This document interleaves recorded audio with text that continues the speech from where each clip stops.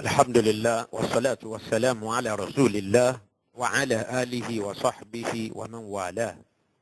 السلام عليكم ورحمة الله وبركاته. ibi tí a bá ọ̀rọ̀ wa dé òun náà ni àlàyé nípa Ghulam Ahmad al-Qadiani, pàápàá jùlọ ní abala ibi tí ó ti ń pè rẹ̀ ní anabi wa Muhammad sallallahu alayhi wa sallam, tí ó sọ̀rọ̀ ẹ̀ di anabi ó sì sọ anabi di òun náà. òun ló ṣe ń sọ fún wa yìí pé ẹni bá gbà fún Muhammad tí ó gbà fóun, òun tó yẹn ṣe kèfèrí pọ́nbélé sí gbogbo àwọn ànábì Ọlọ́run, kódà sí Ọlọ́run ọba tó rán wá sáyé. gbogbo nta ti gbọ́ nípa Ghulam Ahmad, a rí wípé kò túmọ̀ sí nǹkan kan bí ó ṣe ìkọjá ààyè ètò lágbára púpọ̀, tá a mọ̀ pé kò ní tọ̀dọ̀ ẹnìkan wá àyàfẹ́ ni tí ó bá fẹ́ sun rẹ̀ ná tó bá dijọ́ alkiyama.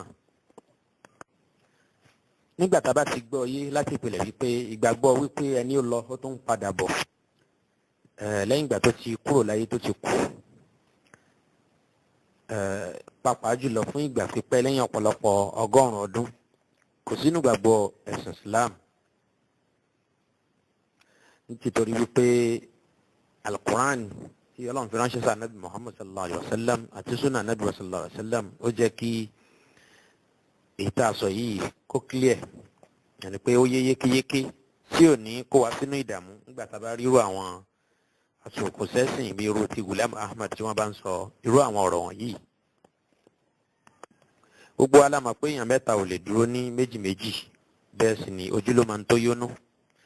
tí Ghulam bá ń sọ fún wa wípé òun ni Muhammad lòun, a rí pé igi mú jìnnà sórí, bẹ́ẹ̀ sì ni sámà jìnnà sílẹ̀, torí wípé oníkálukú ló mọ ẹni tí wọ́n ń pè ní Muhammad. ṣùgbọ́n Ghulam Ahmad yìí àwa tá a ti mọ̀ àti mọ̀ pẹ̀lú ọ̀pọ̀lọpọ̀ tá a ti gbọ́ nípa ẹ̀ nísìn, ṣùgbọ́n lérò pé kò ní ṣòro fún yàn láti sọ wípé kódà bí yàn bá lálàá lójú oorun, bí yàn bá lálàá tó rí wípé tó wá rí lójú oorun àbí lójú oorun wípé Ghulam Ahmad ó ní Muhammad, ó yẹ kí yàn máa tọrọ àforíjì dáadáa, torí pé bó tilẹ̀ já sí pé yàn kì í ṣẹlọ́n lójú oorun, ṣùgbọ́n nasgu shaitan òun náà nírú nǹkan bẹ́ẹ̀ ni ó jẹ́, yẹn ni pé èṣù òun ló fẹ́ kẹtàn bá ní, torí wípé wọn àjọra wọn, wòlíì Ọlọ́run àti wòlíì èṣù, anabi Muhammad sallallahu alayhi wa sallam àti pòkì tí wọ́n ń pè ní tí bàbá ẹ̀ sọ ní Ghulam Ahmad, ọ̀nà òun ni wọ́n gbàjọra wọn. ṣùgbọ́n títorí pé àwa ta fẹ́ stọ́dì ọ̀rọ̀ tá à ń sọ yìí òun náà ni mo ṣe ń tẹ̀síwájú ń bẹ̀. nínú tírà Nuzulul Masih tírì ń bẹ̀ tabaka dáadáa, ó ń sọ fún wa pé Ọlọ́run dáhùn ó wá fún un ní aziliyatul kamila, ìyẹn ni wípé ìjẹ́ òjìji fún Muhammad sallallahu alayhi wa sallam, ìtún ayé wa ẹlẹ́ẹ̀kejì fún Muhammad léyìí tó pé pérépéré tó jọ tí ò fẹ́ kú síbi kan. Ọlọ́run jogún ẹ̀ fóun, torí náà ló fa tóun fi lẹ́tọ̀ọ́ sí kí wọ́n pè òun ní ànábì Ọlọ́run. ó ní faqad khalaqani Allahu ta'ala wa shabbahani bi kulli nabiyyin khala, ó ní Ọlọ́run dáhùn Ghulam Ahmad ó sì fi òun jọ gbogbo àwọn ànábì Ọlọ́run tán ti lọ.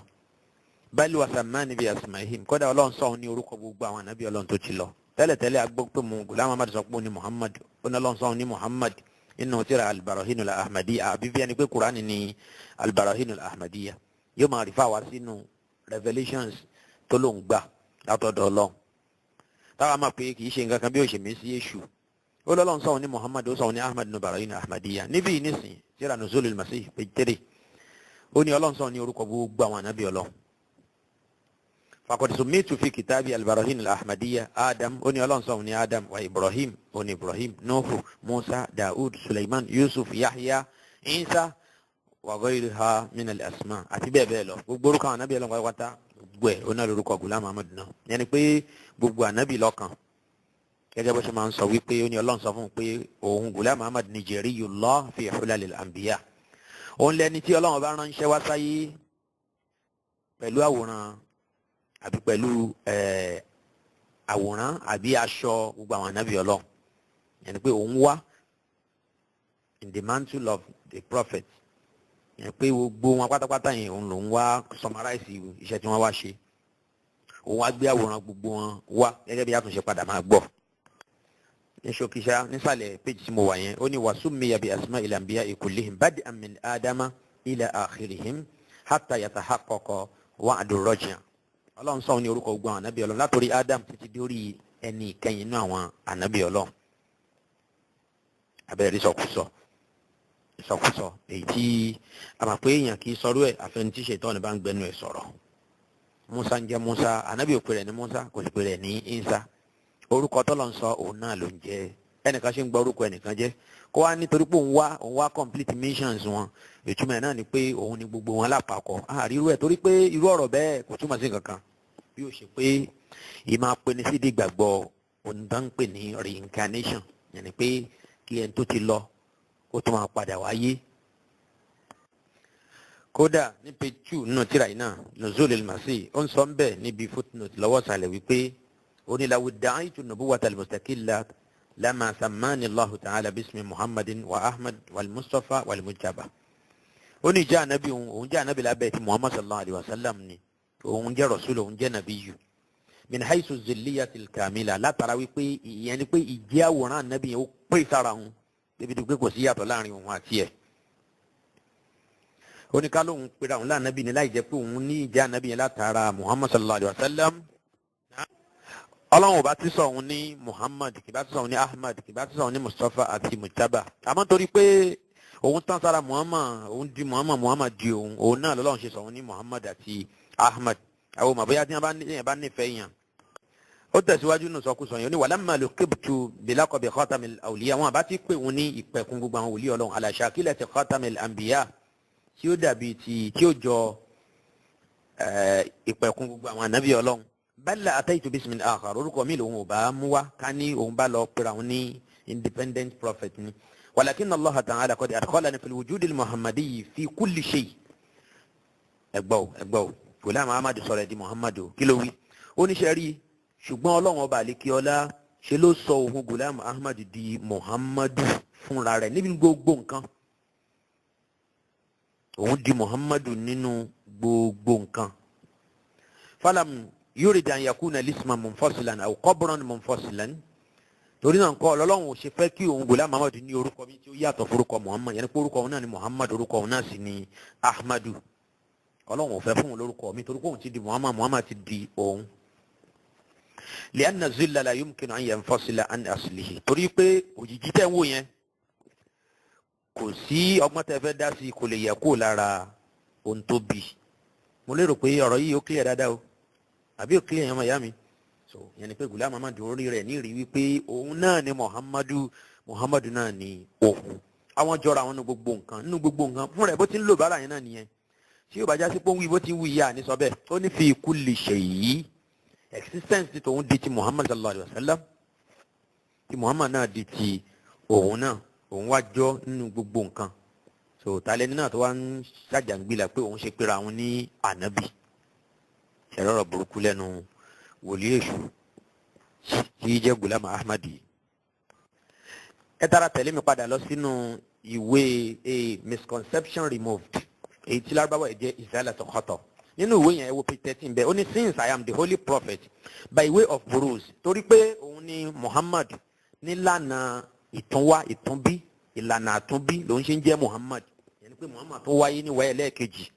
And all his perfections and excellencies, including his prophethood, are reflected in the mirror of my zilliya. Ó ní bẹ́ẹ̀ sì ni gbogbo ntọ́lọ́njọ́ fún Muhammad sallallahu alayhi wa sallam pátápátá gbogbo ẹ̀ náà lọ́lọ́run wá tún kó sí ara òun náà, ó wá reflected lára òun. Bí nǹkan yẹn gbogbo ẹ̀ pátápátá òun náà lọ́lọ́run kó sí ara òun. Ó ní where then is the person who claimed to be an independent prophet? Tálẹ́ni tó wá ń rò pé òun Ghulam Ahmad ṣàdédé pé àwọn lánàbí Ọlọ́run láì jẹ́ pé ìjà ànábì Muhammad náà ni ìjà ànábì ti tòun náà. Mo lè rò pé ń gbọ́rọ̀ yẹn yé. So màá tún tẹ̀síwájú ẹ̀ tún gbọ́ àlàyé sí i lórí ọ̀rọ̀ yẹn. Ọ̀rọ̀ tí mo sọ yìí ló wà nù Izalatu Khata page 10, A Misconception Removed page 13. Mo ń dárúkọ Arabic, mo ń dárúkọ English. Irú ọ̀rọ̀ yẹn náà tẹ́ bá wo page 16 nínú ìwé yìí. a misconception removed. Ó ń sọ bẹ́ẹ̀ pé ó ní all prophets have continued to believe that a bruise is a complete reflection of his original. Ṣé rí pé àwọn ọ̀rọ̀ yẹn mú mú wá lónìí ìrànà torí pé bó ṣe sọ káàkiri náà àwọn tírà ẹ̀ nìyẹn. Kódà tí bá tún fẹ́ tẹ̀síwájú láti máa fún wa láwọn pages mi torí pé ọ̀rọ̀ ẹ̀ jọra wọn púpọ̀. Àsọtúnsọ ní gbogbo tí ó kó sínú àwọn tírà ẹ̀. Ó yà mí lẹ́nu nígbà tí Ahmadiyya bá ń ṣe fáàrí wípé Ghulam Ahmad kọ tírà ó kọ iye tírà báyìí ó kọ tírà tẹ́nìkan ò lè kọrú ẹ̀ rí àwọn tírà náà kún fún àwọn ìmọ̀ tí ò sínú tírà kankan. Wọ́n ló defend ẹ̀sìn Islam débi pé gbogbo àlùmọ́ yìí látòkè délẹ̀ wọn ṣe tó tí Ghulam Ahmad nìkan ṣe.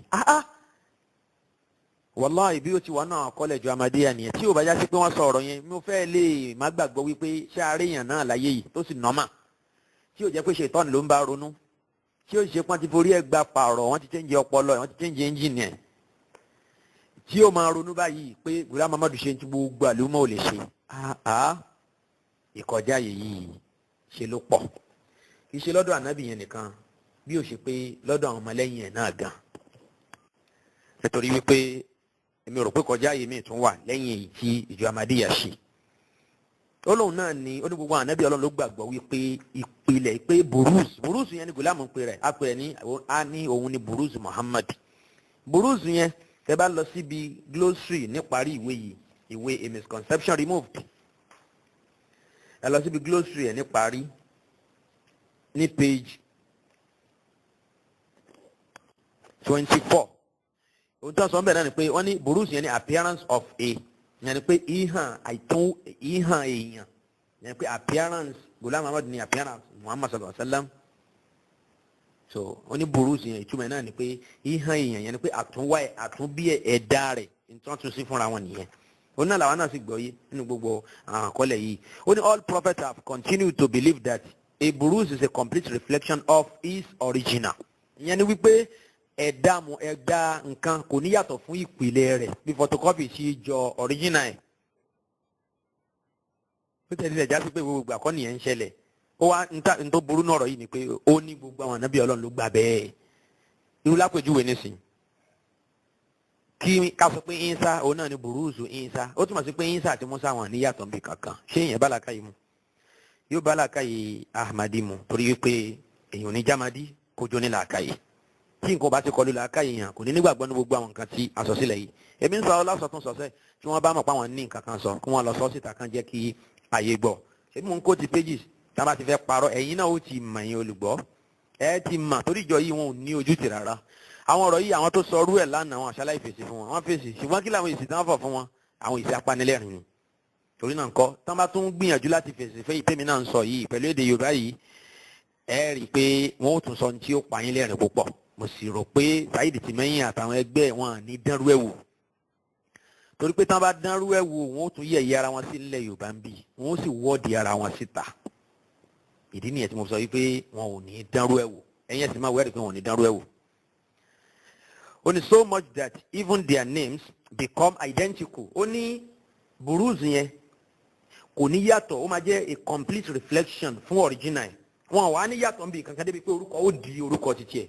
Ìsá ó di Musa Musa ó di Ìsá Ghulam Ahmad yóò di Muhammad Muhammad ó di Ghulam Ahmad ẹ̀rọ àdánwò nínú gbàgbọ́ wo nìyẹn kẹ̀ ni mo sọ yìí pé ẹ̀yin ẹ kíyèsí dáadáa gbogbo nǹkan kí nǹkan tí wọ́n fẹ́ incorporate sínú Islam fún wa wọ́n pè ní Ahmadiyya yìí it's not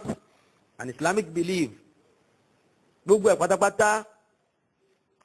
they are never Islamic doctrines àwọn gbàgbọ́ burúkú wọ̀nyí tó wà tọ́yìn bá ìbùnú àwọn culture àwọn ẹlẹ́sìn Hinduism àwọn ẹlẹ́sìn Buddhism àtàwọn oríṣiríṣi àwọn ẹ̀sìn kúfúrù tó pọ̀ nílẹ̀ India àwọn ló ní àwọn ìgbàgbọ́ wọ̀nyí kì í ṣe ìgbàgbọ́ ti mùsùlùmí rárá irú ẹ̀ ní Ghulam Ahmad ló summarize sínú nǹkan pè l'Ahmadiyya tó fẹ́ pè ní the real Islam gẹ́gẹ́ bí ìjọ Ahmadiyya ṣe ń pè real Islam bó ẹ má gbà á mùsùlùmí ẹni mi ọ̀rọ̀ yìí bá rú lójú ẹ pè mí ẹ béèrè ní tẹ́ bá fẹ́ béèrè kò sí ní tó burú ń bẹ̀ so nọ́mbà tí mo fi ń WhatsApp tí mo fi ń dáhùn èèyàn lóhùn òun náà lèèyàn lè fi message mi because ìyẹn ló rọrùn gbogbo kọ́ọ̀lù yẹn lè máa dáhùn so kò sí tó burú tá a bá fẹ́ béèrè nǹkan kan nípa àwọn tá à ń sọ wọ̀nyí àwọn ìwé wọ̀nyí kò ní di kẹ́yìn ẹ̀ṣẹ̀ wà mí rí kó tó rí ẹ̀yẹ kan lọ́bì àwọn pages tí mo quote ó wà lórí íńtánẹ́ẹ̀tì bẹ́ẹ̀ ni tẹ́ẹ̀ bá mọ bí ẹ ṣe máa débẹ̀ inshallah ta'ala máa guide yín phone number mi tí mo fi ń WhatsApp yẹn because message láti lè rí bí sọ̀rọ̀ lẹ́kùnrẹ́rẹ́ kò lóye wákàtí yẹn lè fi gbé fóònù dání so fẹ́ni tí yóò bá fẹ́ mọ̀ nǹkan kan lábala yẹn phone number yẹn ni 081 mo ti sọ rí 081 05 07 9865 òun náà nìyẹn. ẹ jẹ́ ká tẹ̀síwájú pẹ̀lú ọ̀rọ̀ anabi Shaitani tí ó ń jẹ́ Ghulam Ahmad yìí. ó ní thus just as it is evident in this context that naming someone Muhammad and Ahmad by way of buruz does not make two Muhammads or two Ahmadis. So olóṣèlú sọ fún wa yìí pé kéèyàn wá sọyàn ní Muhammad àbí ká sọ ní Ahmad o tó jẹ́ pé bó pẹ̀lú pé a pe onítọ̀ yẹn ní buruz yẹn àwòrán ẹni tá a pè ní ẹni tó kọjá orúkọ yẹn lákọ̀ọ́kọ́ ó ló túmọ̀ sí pé kò ń ṣe Muhammad méjì nìyẹn kì í dẹ̀ ṣe Ahmad méjì ọ̀kan náà ni àwọn méjèèjì yẹn ló ṣe rí rẹ̀ gẹ́gẹ́ bí Muhammad ó sì mú Muhammad gẹ́gẹ́ bí ara ẹ̀ náà. tẹ́bá wò sàlẹ̀ pé tí mo wà ní pé 16 nínú ìwé a misconception removed orin tí mo kà fún wa tẹ́lẹ̀ náà kí sẹ́yìn tó ti kọjá lọ lábala yìí mo fẹ́ kẹ́ tuntun wò ń bẹ̀. ó ní ó wá fi orin Sufi kan nínú àwọn Persians nínú ó kọrin náà pẹ̀lú èdè Persian èdè Farisi. orin yẹn ó fi ṣẹ̀rí ọ̀rọ̀ tó ń sọ yìí pé àti òun àti Muhammad ọ̀kan náà làwọn àwọn ti jọ di ara wọn. ó ní I have become you ẹni pé bígbà tí èèyàn bá ń sọ fún olólùfẹ́ wípé mo ti di ọwọ́ náà ti dì mí. Ghulam Ahmad lórin láti lè sọ fún wa pé àá ó ṣeé ṣe kóun di Muhammad kí Muhammad di òun. ó ní I have become you o Muhammad ìyẹn pé mo ti di ìwọ Muhammad òun yẹn ló lórin yìí ò kì í ṣe pé ó mention Muhammad nínú orin yìí. ó ní I have become you and you have become me and I have become the body and you have become the soul. So none should henceforth say you are one and I another. ó ní ẹnìkan ò gbọ́dọ̀ sọ pé ọ̀tọ̀ ni wọ́n ọ̀tọ̀ lèmi náà torí pé àwa méjèèjì àtijọ́ lẹ̀pọ̀ bákan náà àtijọ́ dìkan náà. so ọ̀rọ̀ yẹn náà tíra Izalatu Khata tó jẹ́ Arabic ìwé tí mo kà yìí page 13 lẹ́ẹ̀ máa ti bá ọ̀rọ̀ yẹn. bákan náà ní tẹ̀síwájú ní page 17 ó ní in short the term Khatamun Nabiyyin is the divine seal. ṣẹ́rí yìí máa gbà torí pé gbàgbọ́ àwọn mùsùlùmí pé kò sáà nàbí mi lẹ́yìn ànábì sallallahu alaihi wasallam tó wà nù Quran chapter 33 verse 40 yẹn. Ghulam Ahmad sọ pé bẹ́ẹ̀ náà ni lóòótọ́ pé Khatamun Nabiyyin ẹ̀wọ̀n wo jamadi àkẹ́sẹ́ kó wọn àgbà Khatamun Nabiyyin gbọ́ bọ́tọ̀ọ̀tọ̀ ní túmọ̀ tí wọ́n fún. ó ní it is now impossible for this seal ever to be broken. so ó ní ìjẹ́ ànábì sallallahu alaihi wasallam jẹ́ pẹ̀kun àwọn ànábì ọlọ́run yẹn kò sí tó lè break ẹ̀. Only what is possible, however, is that the holy prophet may appear in the world in the form of a buruz, not once, but even 1,000 times. Ṣé pé Ghulam Ahmad ti fún rẹ̀ ó ti fi dá wa lálẹ́ báyìí. Ó ní àyà yẹn àyà tá a fi ń sọ wípé kò sáà nàbí mímọ́ lẹ́yìn ànábì Muhammad sallallahu alaihi wasallam yẹn. ó ní bẹ́ẹ̀ ni àyà yẹn ìtumọ̀ ẹ̀ náà ni pé kò sáà nàbí mímọ́ lẹ́yìn ànábì Muhammad sallallahu alaihi wasallam. but ìtumọ̀ ẹ̀ lọ́dọ̀ ti tòun ni pé kò sáà nàbí míì ní tuntun. but àbí kò ní sáà nàbí míì tí ó wà nínú àwọn ànábì tó ti kọjá lọ àní Israila. ṣùgbọ́n ìjẹ́ ànábì míì lè wà tó bá ti ń jẹ́ pé nú àlùmọ̀ Muhammad sallallahu alaihi wasallam ni pé torí pé Muhammad lè padà wáyé. ó ní Muhammad ó ní may appear in the world in the form of a buruz, not once kódà kìí ṣe lẹ́ẹ̀kan kìí ṣe pé yóò wá lẹ́ẹ̀kan ànábì yóò tún wáyé but even 1,000 times yóò wáyé ní ẹgbẹẹgbẹ̀lẹ́gbẹ̀ ìgbà yẹn pé ẹgbẹẹgbẹ̀rún oríṣiríṣi ànábì sì lè wáyé. May by way of buruz proclaim his prophethood with all its splendor and perfection. ó ní ìwáyé tó sì wáyé yẹn tí Muhammad bá wáyé yẹn ni pé a lè rí àwọn ànábì Ọlọ́run tó pọ̀. a lè rí àwọn ànábì Ọlọ́run tó pọ̀ tí wọ́n ó tún jáde nínú àlùmọ̀ Muhammad sallallahu alayhi wa sallam tó jẹ́ pé Muhammad náà ló tún wáyé kì í ṣe ànábì tuntun mi náà. so verse tó wà nínú Suratul Ahzab yẹn Quran 33 verse 40 yẹn kì í ṣe pé nǹkan kan kọlu nǹkan kan ò ṣe verse yẹn ìtumọ̀ ẹ̀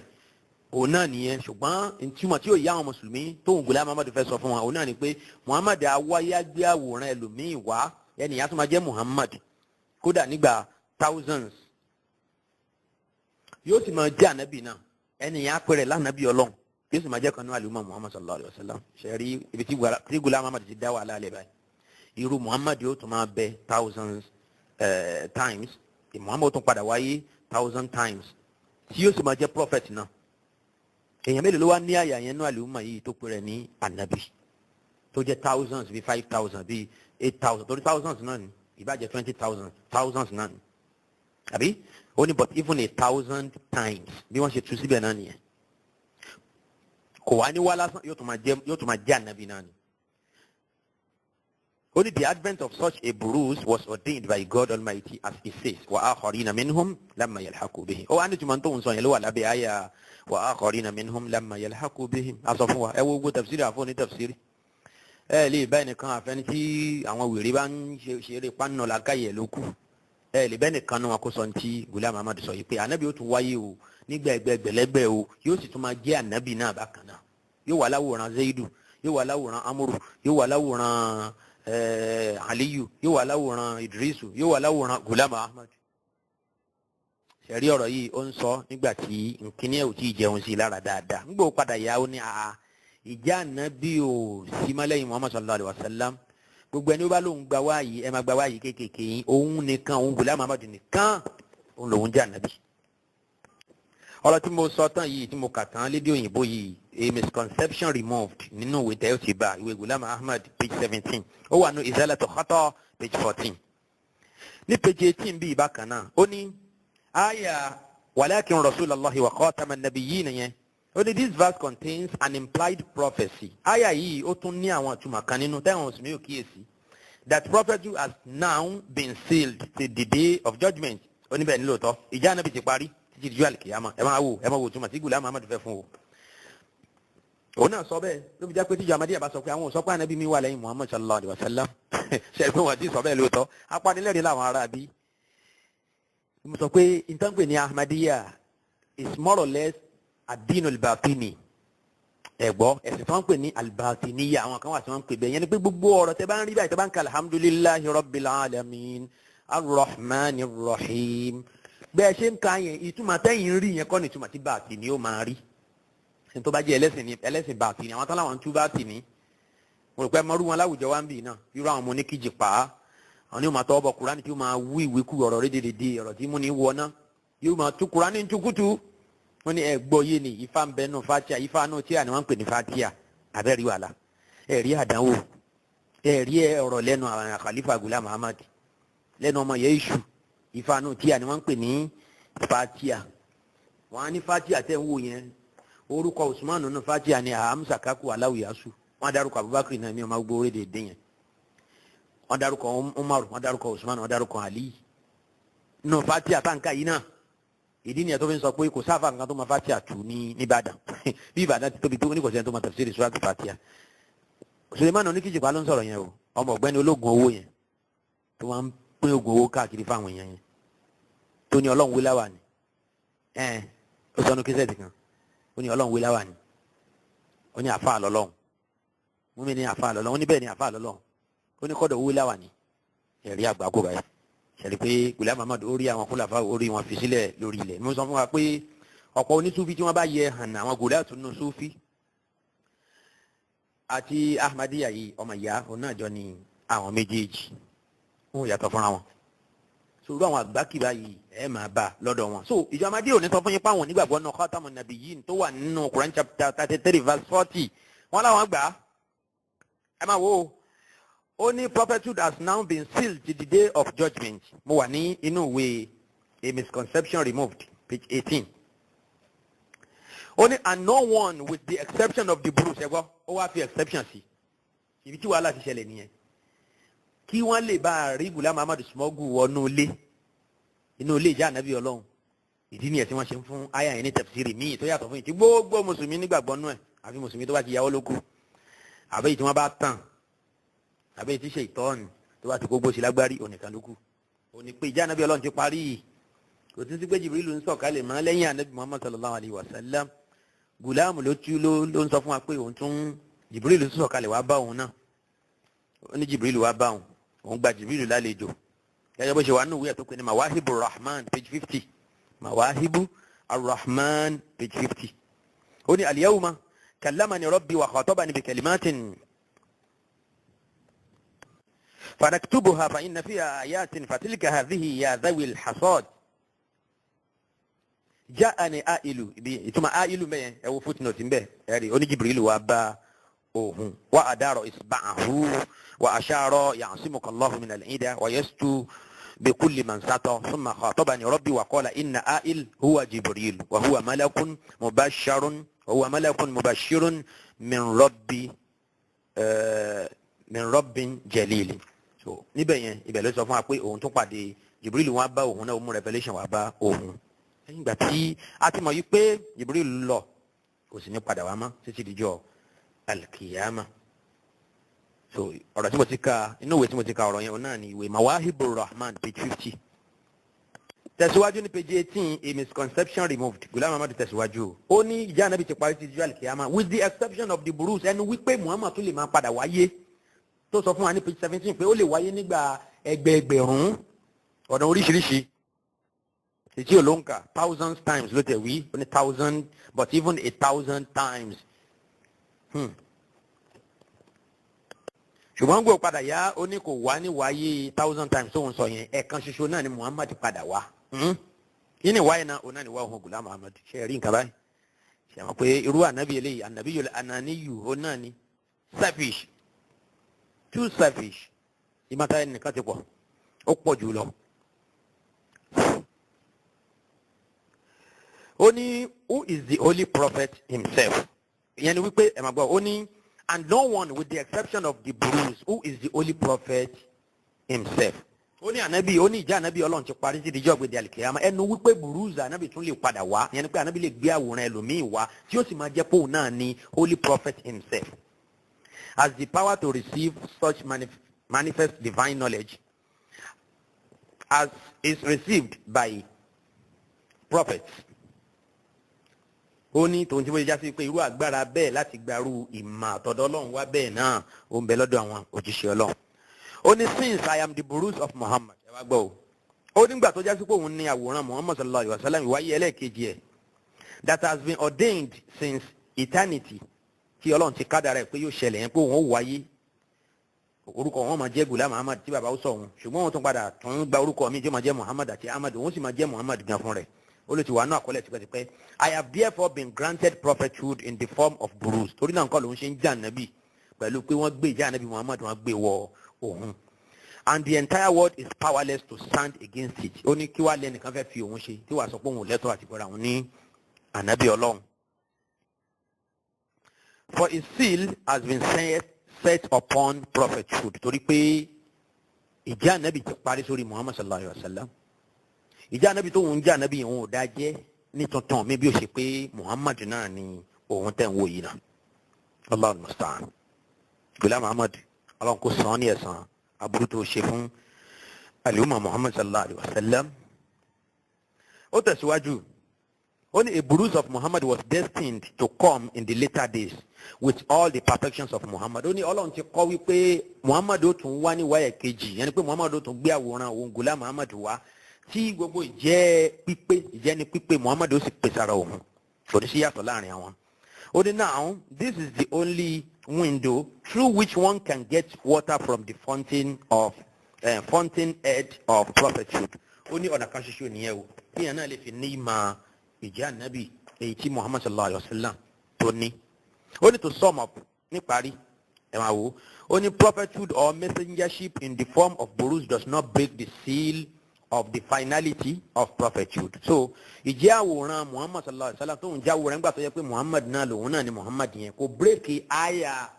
40 nù suratul Ahzab ti ṣe Quran chapter 33. Ó ní but the idea of the descent of Jesus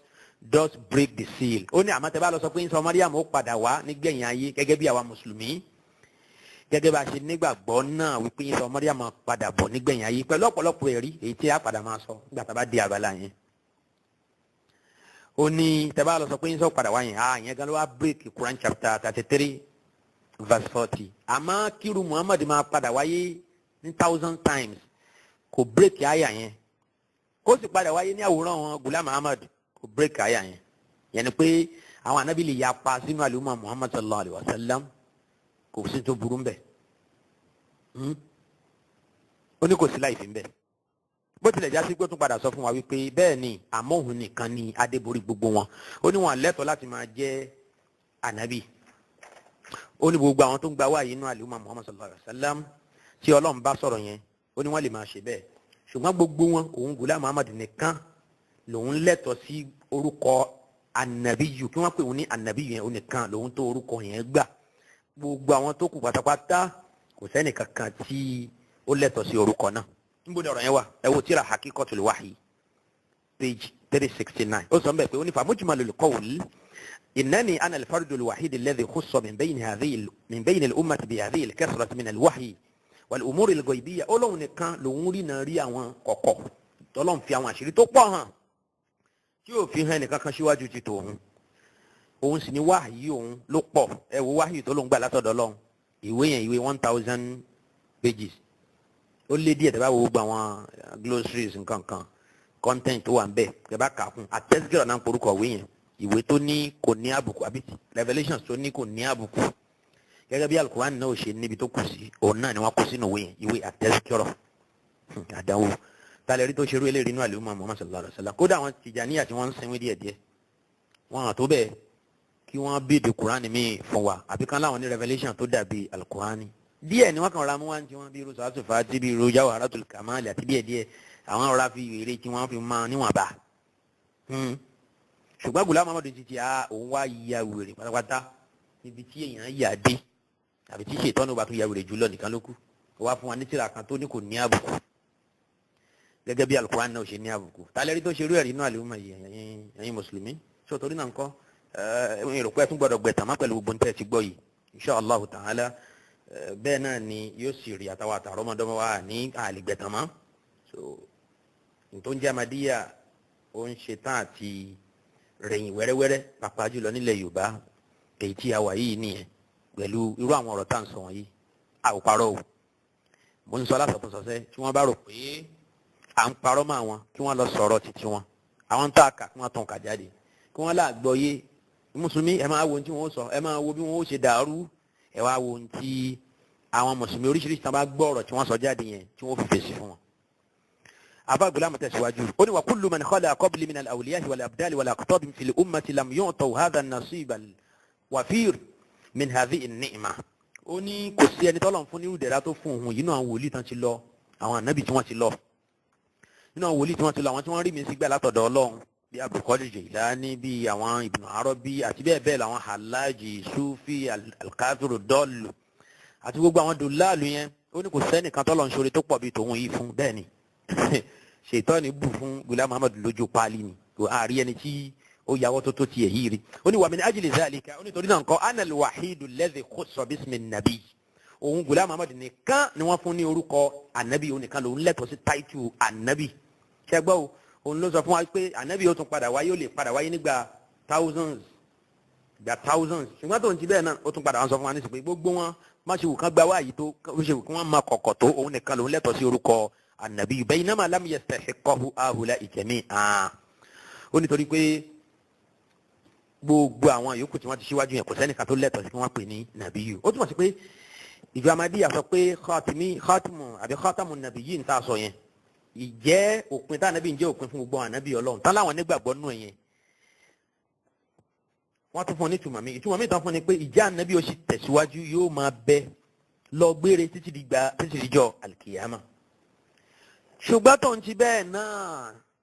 wọ́n wá padà wá tún ọ̀rọ̀ yẹn wọ́n tún sọ bá mi òun náà ni wípé kò ní sẹ́nìkan tí ó lẹ́tọ̀ọ́ sí kí wọ́n pè ní nàbí inú gbogbo àwọn tí wọ́n bá ń rí mi sígbà látọ̀dọ̀ Ọlọ́run o àyàfi òun Ghulam Ahmad nìkan ṣoṣo ní tí mo fẹ́ lò mẹ́ni pé kí ló dé tán da ìtumọ̀ àyà yẹn rú Quran 33 verse 40 kí ló dé tán da ìtumọ̀ ẹ̀rú bẹ́ẹ̀ yẹn kí Ghulam Ahmad ṣáàlì láǹfààní àti wọlé sínú àwọn ànábì Ọlọ́run kó lè wọlé sínú ilé àwọn ànábì Ọlọ́run nìkan ní tó fẹ́ ṣe nìyẹn ó ní ìjà ànábì ò ti parí kí ló ń ṣe àwọn mùsùlùmí yìí kẹ́ ẹ wọ́n sì ní Ọlọ́run ní báyé sọ̀rọ̀ mọ́ ńgbà Muhammad ti kú nìyẹn ńgbà tó ti kú yẹn kò ní sí ìjà ànábì mọ́ irú ọ̀rọ̀ kọ̀rọ̀ burúkú wo nìyẹn ṣé wọ́n á rò pé ẹnu Ọlọ́run ti ya odidi ni àbí Ọlọ́run ibi tí ó kó àwọn ànábì ẹ̀ sí kò lè rán ànábì tuntun míì wá sáyé mọ́ níbẹ̀ gbogbo àwọn ọ̀rọ̀ dèdè yẹn àti gbogbo agbájá yẹn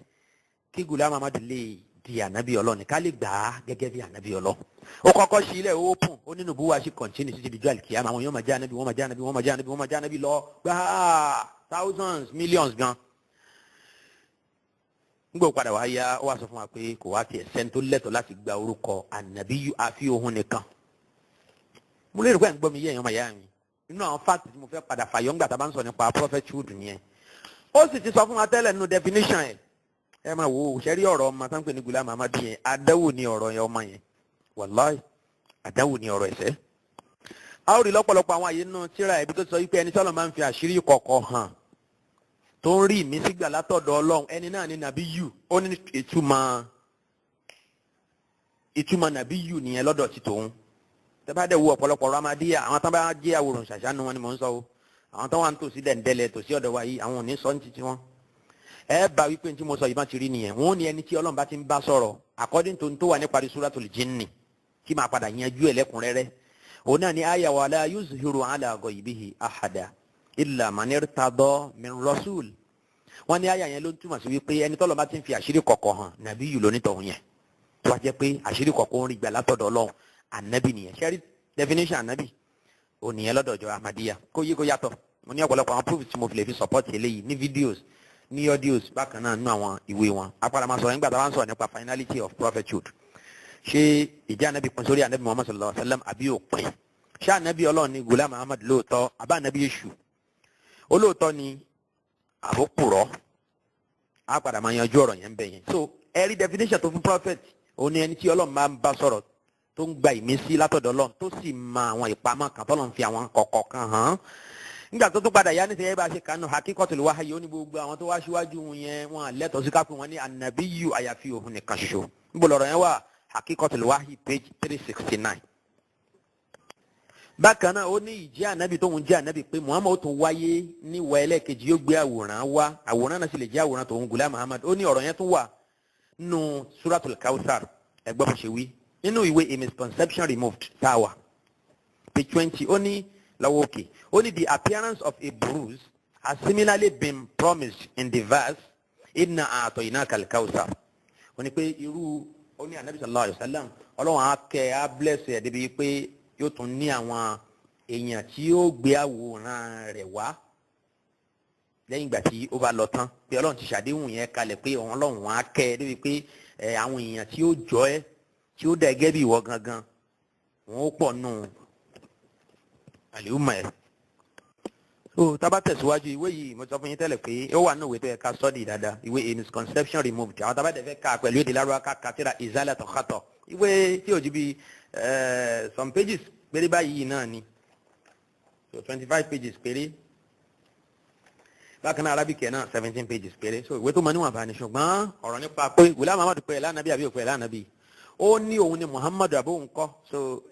rí inú òwe yẹn fún àwọn references mi tí mo ti fún wa tẹ́lẹ̀ nípa ibi tí mo fẹ́ parí eléyìí sí bí ẹ jẹ́ ká wo ohun tó sọ ní page 20 yẹn nísàlẹ̀ last paragraph ń bẹ̀ yẹn ó ní the aim of this discourse nítorí jẹ́ kó nǹkan tíra yìí ẹ má gbàgbé o tẹ́ bá lọ ka tíra yìí láti bẹ̀rẹ̀ ìwé A Misconception Removed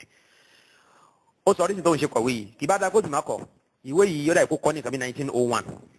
ẹ gbọ́ ìwé yìí ó kọ́ nìkan bí 1901 ìwé yẹn ló ti ṣàlàyé fún wa 1901 gangan ló kọ ìwé yìí inú ẹ̀ ló ti ń ṣàlàyé pé tó máa bèèrè lọ́wọ́ àwọn ọmọ lẹ́yìn wọn míì gbà míì pé ṣé ànábì ni Ghulam Ahmad àbí kì í ṣe ànábì ṣókùn ẹ̀ lánàbì àbí pé kì í ṣe ànábì ó ní wọn àmọ́ dáhùn ẹlòmíì tó ń ṣe mistake ẹlòmíì á sọ pé òun kì í mọ Ghulam ń ṣe ànábì Ọlọ́run ẹlòmíì á sọ pé Ghulam tẹ̀ ń wò yẹn ànábì tuntun míì ní lẹ́yìn ànábì Muhammad sallallahu alaihi wasallam ó wá ní àwọn àgẹ́tì ẹ̀ ìtumọ̀ tó yẹ kán fún ọ̀rọ̀ yẹn ó yẹ kóun wá kọ tírà pélébé yìí kóun fi ṣàlàyé ẹ̀ ló bá ṣàlàyé o àṣé ọ̀rọ̀ ẹ̀ dàbí ọ̀rọ̀ òwe lárúbáwá kan tó sọ pé àrọ́ọ̀dá an yutibba zukaman fa ahdatha juzaman ẹ̀gbọ́ àrọ́ọ̀dá an yutibba zukaman fa ahdatha juzaman bí ìgbà tí yẹn bá fẹ́ wo àìsàn ọ̀fìnkìnní ọ̀fìnkìnní òun náà ní kàtá ẹ̀ tó fẹ́ wo kàtá tó ń tọ̀ ń yẹn tó tún wá mú àdẹ́wò ni tó tún fi lẹ́pọ́sì ṣe ẹni tó fẹ́ wo kàtá ara ẹ̀ ìyẹn náà pè ní juzam ẹ̀tẹ̀ bí ìgbà tí yẹn fẹ́ wo ọ̀fìnkìn tó bá sọ di ẹ̀tẹ̀ òun náà ni tíra eléyìí jẹ́ bẹ́ẹ̀ torí nǹkan kakọ́ liyaqdiya Allahu amran kana maf'ulan kí èrò Ọlọ́run ọba àlékiọlá kó lè wá sí ìmúṣẹ náà ni pẹ̀lú wípé kò ní ṣaláì ran àwọn òjíṣẹ́ tiẹ̀ ṣe bẹ́ẹ̀ sì ni kò ní ṣaláì mójútó ẹ̀sìn ẹ̀ pẹ̀lú wípé gbogbo ẹni tó bá fẹ́ yẹ òpùrọ́ àwọn tó ń dàdá parọ́ mọ́ Ọlọ́run ní ṣaláì fi àwọn traces àbí nínú ọ̀rọ̀ wọn tí wọ́n bá ń sọ ní ṣaláì padà máa rí traces tí ó mú yín mà pé òpùrọ́ ni wọ́n ṣe ẹni ibi ni wọ́n. ó sọ fún wa níparí ìwé yìí ó ní the aim of this discourse is that while my ignorant opponent accuse me of claiming to be a prophet or messenger, I myself make no such claim. I am neither a prophet nor a messenger as they think. ṣẹ́rí nísìnyí ó ní kí òun ń ṣe ànábì bí àwọn èèyàn ṣe ń rò pé òun jẹ́ ànábì tuntun mi. ẹ gbọ́rọ̀ àwọn ọ̀rọ̀ yìí yóò máa dàrú wàláhì yóò máa dàrú ńgbà míì. kí ló mìíràn báyìí jíjẹ́ ànábì tuntun mi àyíṣẹ́ ànábì àfọwórí wà ní ó ti fún rẹ̀ create problem kan àbí ọ̀nà kan láti lè rí bí rápálá wọnú ìjọ àwọn ànábì ọlọ́run. òun náà ni wípé ìjẹ́ ànábì ti parí sórí Muhammad sallallahu alayhi wa sallam ṣùgbọ́n ẹni tí Muhammad bá gbé àwòrán ẹ̀ wá òun náà máa jẹ́ Muhammad yóò máa jẹ́ ànábì. so ìjẹ́ ànábì ti tiẹ̀ yẹn kò wá ní jẹ́ ti tiẹ̀ lásán yóò máa jẹ́ ìjẹ́ ànábì Muhammad sallallahu alayhi wa sallam yẹn náà again òun tó ti lọ lákọ̀ọ́kọ́ yẹn náà bí ẹni pé kò ríṣẹ́ ṣe dáadáa lákọ̀ọ́kọ́ wá tún wá láti wá yanjú iṣẹ́ yẹn lẹ́ẹ̀kejì. bẹ́ẹ̀ sì ni ànábì sallallahu alayhi wa sallam ó ti jẹ́ kó yẹ wá ní ọ̀pọ̀lọpọ̀ ọ̀rọ̀ yìí pé kò sí tí ó jọba yìí náà gbàgbọ́ mùsùlùmí. so ó ní òun òkúra òun lànàbì o kì í ṣe báwọn èèyàn ṣe ń ro irú ìjà ànábì táwọn èèyàn ń pè é tán lòun claim yẹn kì í ṣe òun lòun claim. ó ní but I am ẹ̀ máa wo tó claim nísìnyí ó ní but I am a prophet and a messenger in the way that I have just explained. àwọn àlàyé tẹ́rí tóun ṣe bọ̀ látẹ̀yìn wá yẹn òun nìjà ànábì ọlọ́run tóun claim yẹn ni pé òun ni Muhammad ni òun náà so òun ò dá claim prophethood independently. Therefore, false and evil is the thinking of the one who mischievously accuses me of claiming to be a prophet and messenger. torí náà ńkọ́ ó ní èèyàn kéèyàn lẹ́ni tó bá ń sọ pé òun pera àwọn ní ànábì àbóun pera àwọn ní rasul àṣìṣe nínú tíra yìí tó sọ fún wa pé ọlọ́run pè wọ́n ní nàbí ó sì pè wọ́n ní rasul òun ló ń sọ fún wa bíi pé ìtumọ̀ ń tààrọ̀ kó tún yàn kọ́ ló tú àfi bí ẹni pé nílà káyìí mọ́. It is only by way of bruise that I have been made a prophet and a messenger. And it is on this very basis that Allah has repeatedly named me his prophet and his messenger. Ó ní ntòfà ni ẹ̀ tó ń fi jẹ́ nàbí tó ń sì fi jẹ́ rasul. Yẹn ni pé òun ṣe ànábì tuntun. Muhammad sallallahu alaihi wa sallam yẹn náà ni òun náà ni Muhammad. But only by way of bruise. Only my own self comes nowhere in between. Ó ní òkòsí kankan òun ò wá gbéra ń wọlé nú ọ̀rọ̀ tá à ń sọ yìí Ọlọ́run ló ṣe òun bẹ́ẹ̀ kì í ṣe ẹnì kankan. So kẹ́ máa lọ sọ pé òun ṣe ń pera wọn ní Muhammad sallallahu alayhi wa sallam. ó ní rather it all belongs to Muhammad Mustafa. ó ní gbogbo ìjà ànábì Ọlọ́run tóun claim yẹn ti Muhammad náà ni kì í ṣe tóun. Thus it is that I have been called Muhammad. ó ní thus it is that I have been called Muhammad and Ahmad. ó ní torí náà kọ́ ni wọ́n ṣe pè wọ́n ní Muhammad náà sì tún ṣe fún òun ní orúkọ Ahmad. ṣẹ́rí nísìn tí Ghulam Ahmad tíjọ Ahmadiyya ṣe ń jẹ́ Ahmadiyya òun kọ́ ni Ahmad. nínú àwọn wá àyírédèdè tó ló ń gbà yìí ló náà ti sọ wọn ní Ahmad. ẹ dákun ṣé wọ́n pa súnà yẹn náà àgbo mélòó ni wọ́n pa ń jọ yẹn. so gbogbo orúkọ ló ń jẹ́ o nínú àwọn wá yìí yẹn náà ti sọ ní Adam náà ti sọ ní Musa náà ti sọ ní Isa náà ti sọ ní Dawud náà ti sọ ní Zulkarnain náà ti sọ ní Krishna. inú orúkọ tí Ghulam Ahmad jẹ́ nìyẹn oúnjẹ Krishna náà ti sọ ní Al-Kaaba abẹ́rẹ́ àdáwò Al-Kaaba Baytullahi al-Haram inú orúkọ tí Ghulam Ahmad lóhun jẹ́ nìyẹn náà ti sọ ní Al-Hajarul Aswad ẹ̀rọ àdáwò burúkú ta ló pa súnà gbogbo eléyìí fún òun ni Hajarul Aswad black stone táwọn tó ń ṣiṣẹ́ hajj ń kiss ní Mecca nínú gbogbo àwọn orúkọ tó lóhun jẹ́ nìyẹn ó dẹ̀ lóhun òbí ní fún nínú reincarnation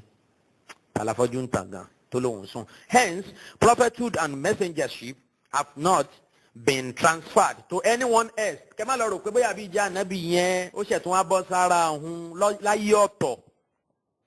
Only what belonged to Muhammad remains with Muhammad. On him be blessings and peace. Torí náà kọ́ ìjà ànábì ti Muhammad ni òun náà sì ní pẹ̀kún gbogbo àwọn ànábì Ọlọ́run. Ṣùgbọ́n òun jẹ́ ànábì lábẹ́ Muhammad ni pẹ̀lú àwòrán ẹ̀. Mi ò tẹ́ ma mo ṣe fẹ́ ṣàlàyé ẹ̀ gan. ẹ pé philosophy burúkú òun náà ni ìránṣẹ́ ìṣù yìí táwọn gbé ní Ghulam Ahmad yeye olórí ìjọ Ahmadiyya ṣẹ̀rí pé philosophy burúkú náà ló mú wọnú ẹ̀sìn Islam. mùsùlùmí kì í sọ̀rọ̀ eléyìí lọ́rọ̀ àgbọ̀rú ẹ̀rí ẹ̀ka ọ̀rọ̀ anábì sallallahu alaihi wasallam gbọ́ ẹ̀ka ọ̀rọ̀ anábì kẹ́ máa gbọ́ pé mo sì di Ọlọ́run sì di mí kódà nígbà mo lọ Isra wal Mi'raj mo wá fẹ́ra mi ṣàwátì òun ò tiẹ̀ wá ríra mo rí pé mo di Ọlọ́run di èmi náà Ọlọ́run sọ̀rọ̀ èmi náà sì ń sọ̀rọ̀ kí ni tí wọ́n gbóré déédéé yẹn nínú Islam wa yìí náà. ìgbà tí Ghulam Ahmad lè di ọmọ ṣe tó lè di Muhammad sallallahu alayhi wa sallam gẹ́gẹ́ bó ṣe claim ó sì tún sọ fún wa níbi kan pé Muhammad sallallahu alayhi wa sallam ní òjìji Ọlọ́run ó ní àwòrán Ọlọ́run kí ni Ghulam Ahmad ó di yẹn o òun náà padà dọ́lọ́run wal iyaazu billah bẹ́ẹ̀ ni ó sì dọ́lọ́run lóòótọ́ nínú àwọn àkọọ́lẹ̀ gẹ́gẹ́ bó ṣe claim ó lóun ríra àwọn vision pé òun di ọlọ́run, ọlọ́run sì di òun sì gbà pé òun náà ní ọlọ́run. lòun àti òun bá ń sọ pé àá jẹ́ ká tún sánmà dá, jẹ́ ká tún ilẹ̀ dá, jẹ́ ká dá ilẹ̀ tuntun, jẹ́ ká dá sánmà tuntun. jàmá mùsùlùmí, ìgbàgbọ́ Ahmadiyya nísìn pẹ̀lú ẹnu àbá tó hàn sí ìsìláàmù ní àbí kúfúrú. nínú àti mèsì ẹ̀ bí Allah subhanahu wa ta'ala kó bá ṣe ìtọ́sọ́nà fún ìjọ náà. ìjọ Ahmadiyya ẹ̀rọ onúkúwàdà lágbọ́nrin tẹ̀ wá yẹn. mi ò tí ì parí o ẹ̀yàn màyá mi, mo sì ń tẹ̀síwájú kílà kọ́lé ọ̀rọ̀ tá à ń sọ yìí. Ghulam Ahmad yeye Anobi wa Muhammad sallallahu alayhi wa sallam. mo sì ń tẹ̀síwájú insha Allah ta'ala. kọ́lọ́n kó dá mi sí lórí dáadáa tí mo wà yìí, kó jẹ́ kí gbìyànjú yìí kó ṣe àǹfààní fún gbogbo mùsùlùmí, pàápàá jùlọ ìjọ Ahmadiyya, kó jẹ́ kí wọ́n lè mọ̀nà látara àwọn àgbìyànjú wọ̀nyí, kí wọ́n wá òtítọ́ rí, kí wọ́n sì dì í mú, kí wọ́n lè dẹni ìkẹ́ ní ìgẹ̀ níwájú Ọlọ́run. aqulu ma tasma'un wa astaghfirullaha li wa lakum subhanaka allahumma wa bihamdik ashhadu an la ilaha illa anta astaghfiruka wa atubu ilayk. wassalamu alaykum wa rahmatullahi wa barakatuh.